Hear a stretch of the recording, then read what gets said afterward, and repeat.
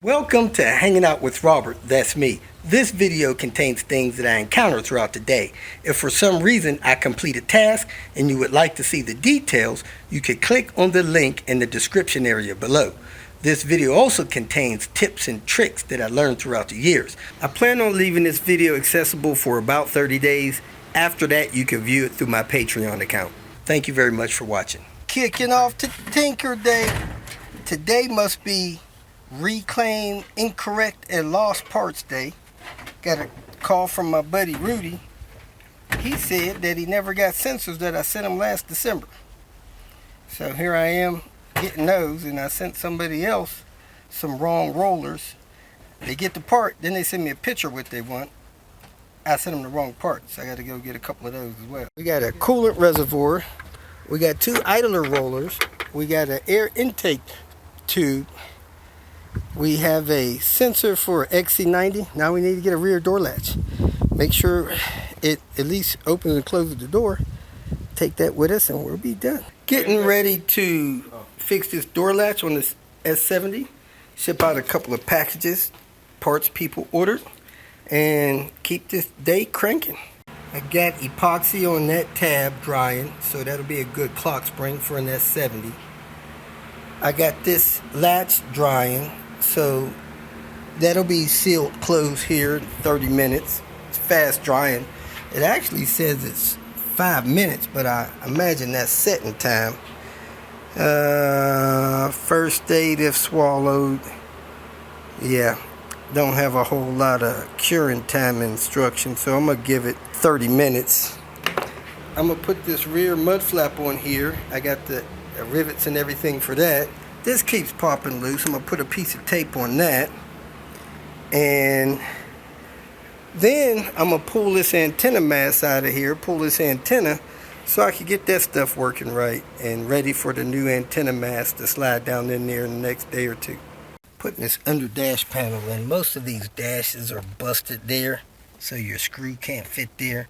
So what I normally do is drill a hole through the bottom there, come up here, move the insulation around so the screw don't get stuck on it, drill a small hole there, and screw that thing up from the bottom so that nothing else looks gross on it. And there you have it. No screw right there because that's all busted.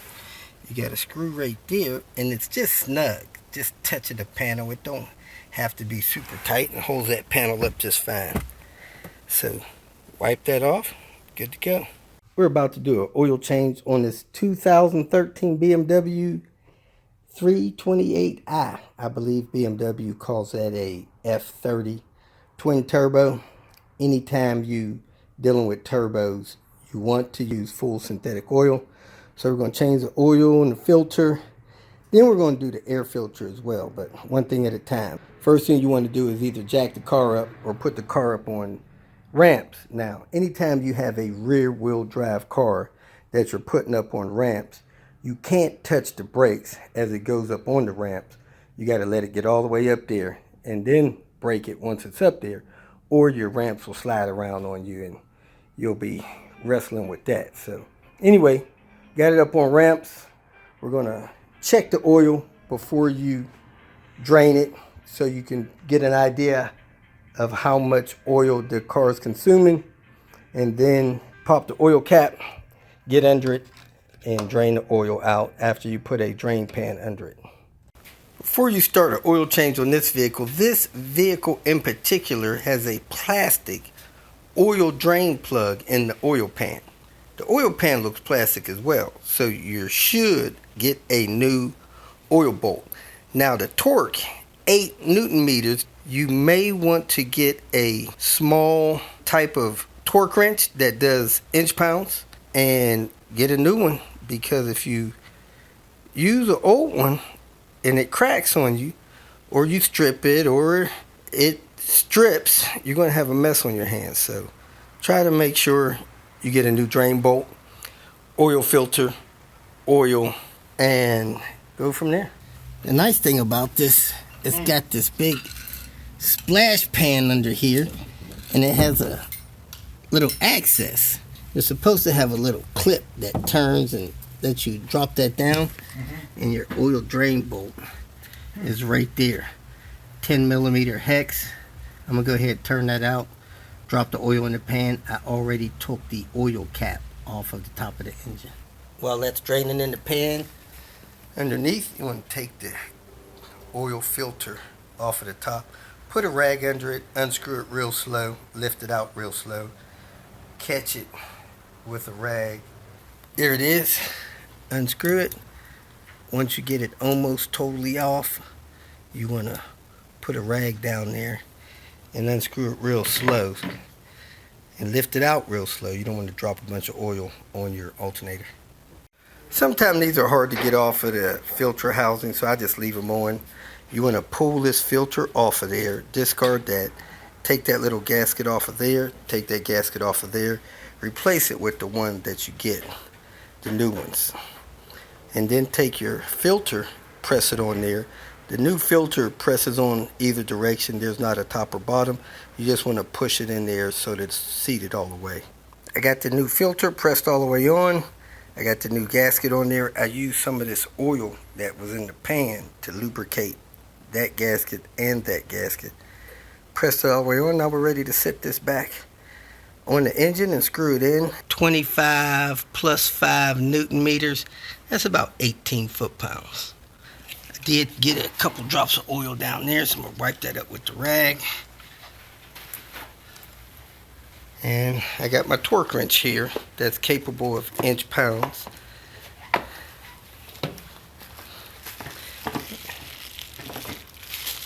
So the bolt that goes in the oil pan is supposed to be torqued to 8 Newton meters, which is about 5 foot-pounds. So that thing's not much more than snug. So let me get this set, get down there and install that bolt. This is an inch-pound torque gauge. Newton meters times 0.75 equals your foot-pounds, which is 6 foot-pounds. 6 times 12 equals 72 on your inch-pounds. So I'm going to adjust this to 72, torque that bolt on down there, and then I'm going to take 25, between 25 and 30 Newton meters, multiply that by 0.75 to get my foot-pounds and torque that. Turn that in by hand, then it started clicking. It's got some kind of notches on the bolt. Then I put my torque wrench on it and slowly cranked it in until I felt the torque wrench pop. And that's it. 72 inch-pounds, 6 foot-pounds. Should not leak. I closed that little door. It's got a way you could keep it closed even though it don't have the latch on it. So we should be good to go. We're going to add 5 quarts of oil, run it for a few minutes, let it sit for 5 or 10 minutes, then check the level, and then top it off if need be. The instructions we read claims that it takes 5.3 quarts. So we're going to put 5 quarts in there, let it run 5-10 minutes, check it, and top it off if necessary. These are all the tools and supplies I use to do the oil change. You could use a jack and jack stands if you want, but I just use ramps. Anytime you use ramps with a vehicle that's rear wheel drive, you got to remember when you're going up on the ramps, you really can't use your brakes or you'll make the ramps move. So I got the ramps, something to catch the oil. I got the new oil drain plug. 6 quarts of oil. You should need just a little bit less than 5.5 quarts. I got the torque gauge for the lower torque. That bolt under the oil pan is 72 inch-pounds or 6 foot-pounds or 8 Newton meters. I got the oil filter wrench, 10mm hex for the oil train bolt, the ratchet wrench, really small screwdriver or pick to get the seals off the oil filter housing, a funnel, and a bigger torque wrench for the oil filter housing around 25 Newton meters. And of course rags and gloves. So that's all you need to do this oil change. Anytime you're doing an oil change on a car that has a turbocharger, this one is twin turbos, you have got to have full synthetic engine oil. Don't go nothing less than full synthetic. Now we're going to check the oil level. So you have your screen up here. You come down here and you hit menu. And when you hit menu, you get this screen right there. You turn the knob clockwise until you go to vehicle info. Once you get to vehicle info, you push the middle of it to select it. Once you do that, the screen changes. You go to vehicle status, you push it in again. Then you have this stuff here. You want to turn your knob until you get to measure oil level. Push it in.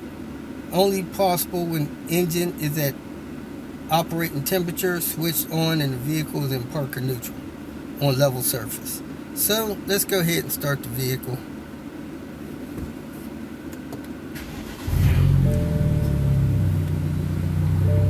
We're in park.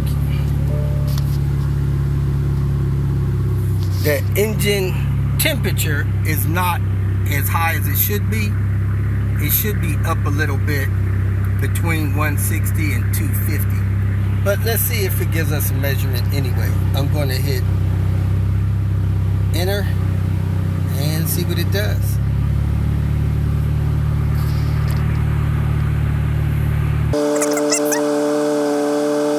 The temperature is just a little bit above 160, which means it's warm, not quite at operating temperature.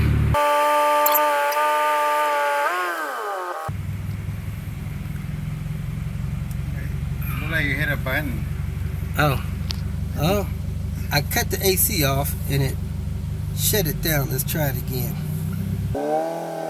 Maybe it told us if we didn't look in time.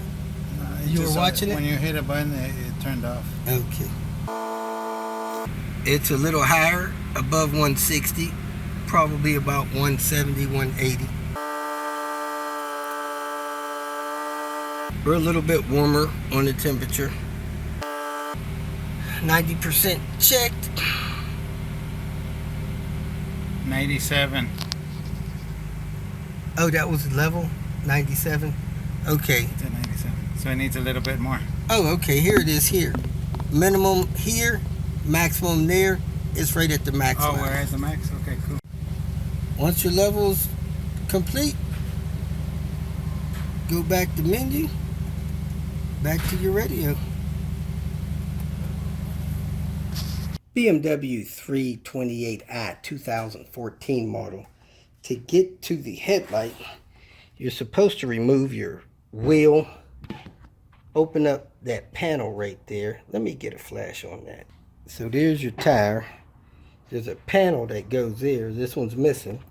Then you got to take the back of the light assembly off. That one is missing. And then you have the bulb in there. You can just grab it and pull it straight out. It'll come out. You got 3 retaining clips. These 3 on the kind of triangular, and the top of it has a tab. So you pull that straight out. Then you unplug the bulb. Use a glove to plug the new bulb in. Guide it back in position and just press it back in position. And then you're good to go. Put the cap back on the back of the light. Put the panel back in the wheel skirt. Then put your wheel back on. You might be able to get this stuff off without taking the wheel off. Since this stuff was missing, I was able to get my small hand in there and do it blind. Bright or the outside one? Bright is not the outside one. The low beam is the outside one. So now you can see the bulb is working on both sides. Next, we're going to do the air filter, which is likely in this panel right here. So you can undo these clips. Ooh, make sure they don't fall and you drop them nowhere. 2 on the front, 2 on the back. You can undo this, get this out of the way. It's kind of a cable. I don't know why that's gummy. Doesn't make sense.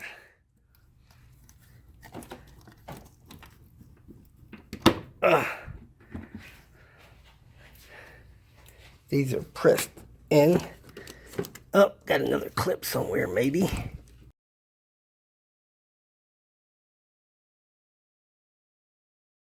I don't see any more clips. Let's work these up over these gaskets. And you can access the engine air filter there. Pull it out of there and push this thing back in place. Be careful not to damage anything. Anything hooked to it, you want to unhook. You got a air intake, plenty of them there. Don't want to disconnect that stuff. Just be careful with it. Get it up just enough to get this thing out of here. Flip it over. Yep, it's dirty. You want to date it or mileage it or anything? All right. Slide the replacement one in there. It's hung up on this side. It's not in the box. Put that filter down so you can do it with 2 hands. Still not. Look what you're doing. Oh. There you go. Oh. Like this. It's harder than it looks. There you go. Should be good to go. Lower this thing back down on its tabs. Clip the side of the box in. Run this cable back in its clips and you're good to go. Putting that air filter in was a little challenging because there's some kind of tar substance around here, and that stuff got on my hands. I didn't have a glove on one hand, got on my hands. It was hard to get that stuff off. I had to get goop off to get that stuff off of there. But run your cable back through its little tracks that it was in. Make sure you got your top of your panel clipped down all 3 places. Make sure your 4 clips are in and you're good to go. If you feel that this information was useful, please like it and share it with your social media friends. You can subscribe to my channel so that you will get notifications of future videos that I post. You can follow me on Twitter, and if you need to contact me directly, please visit my website. And if you have any questions, leave them below and someone or myself will reply to them. Again, thank you very much for watching.